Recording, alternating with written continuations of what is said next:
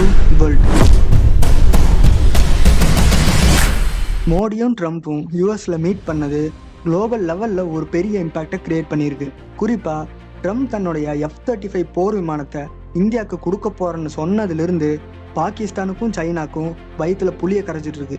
அது மட்டும் இல்லாமல் இந்த மீட்டிங்கில் செக்யூரிட்டி கோஆபரேஷன், வர்த்தகம், அப்புறம் ரொம்ப முக்கியமாக இந்தியா ரொம்ப நாளாக வெயிட் பண்ணி மும்பை தாஜ் அட்டாக்ல இருந்த முக்கியமான டெரரிஸ்ட்டை அமெரிக்காவிலேருந்து இந்தியாவுக்கு தட்டி தூக்கியிருக்காங்க. அதுவும் என்னென்னு ஷார்ட்டாக பார்க்கலாம்.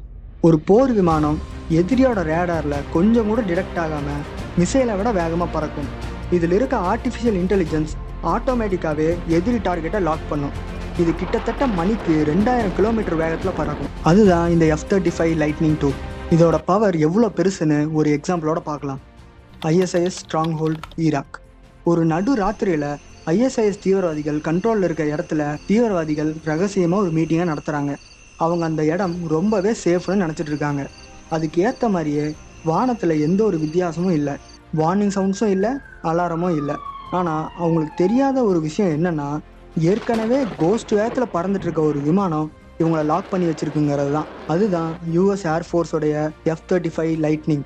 இதனுடைய அட்வான்ஸ்டு சென்சார்ஸ் மூலயமா அவங்க பதுங்கி இருந்த இடத்த ஆட்டோமேட்டிக்காகவே லாக் பண்ணி வச்சிருக்கு. பைலட் அந்த டார்கெட்டை நோக்கி மிசைலை வச்சு அடிக்கிறாரு, மொத்த இடமும் காலி. இந்த விமானம் வந்ததும் தெரியாது, போனதும் தெரியாது. அவ்வளோ பவர்ஃபுல்லானது தான் இந்த F-35 போர் விமானம். இப்போ புரிஞ்சிருக்குமே ஏன் பாகிஸ்தானுக்கும் சைனாக்கும் வயிற்றுல புளியை கரைச்சதுன்னு. அடுத்து 2008 மும்பையில் நடந்த டெரரிஸ்ட் அட்டாக்ல 166 பேர் அவங்க உயிரை விட்டாங்க. இந்த அட்டாக்குக்கு மாஸ்டர் மைண்டாக இருந்தவன் தான் தஹூர் ராணா. இந்த நபர் இப்போ அமெரிக்கன் ஜெயிலில் இருந்துட்டு இருக்கான். இந்த நபரை இந்தியா கிட்ட ஒப்படைக்க சொல்லி இந்தியா அமெரிக்கா கிட்ட கேட்டிருந்தாங்க. இதுக்கு இப்போ ட்ரம்ப் அப்ரூவ் பண்ணியிருக்காரு. இந்த நபர் கூடிய சீக்கிரம் இந்தியன் லா முன்னாடி நிறுத்த போகிறாங்கன்னு சொல்கிறாங்க. அடுத்ததாக மோடி ட்ரம்ப் மீட்டிங்கில் முக்கியமாக மிஷன் 500ங்கிற பிளானை லான்ச் பண்ணுறாங்க.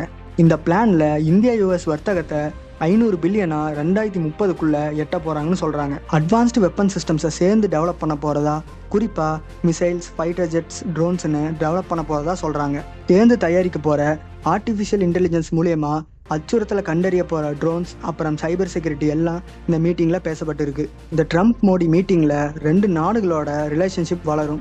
குறிப்பாக பாதுகாப்பு துறையிலையும் கவுண்டர் டெரரிசம்லையும் 2 நாடுகளும் சேர்ந்து இதுக்கான வேலைகளை செய்ய போகிறாங்கன்னு தெரியுது. அமெரிக்கா இந்தியா கூட க்ளோஸ் ஆகிறது பாகிஸ்தானுக்கு ஒரு பெரிய இடியாக தான் இருக்கும். ஏன்னா இந்த வெப்பன்ஸ் அண்ட் டெக்னாலஜி டிரான்ஸ்ஃபர் பாகிஸ்தானுக்கு இன்ஸ்டெபிலிட்டியாக கொடுக்கும்.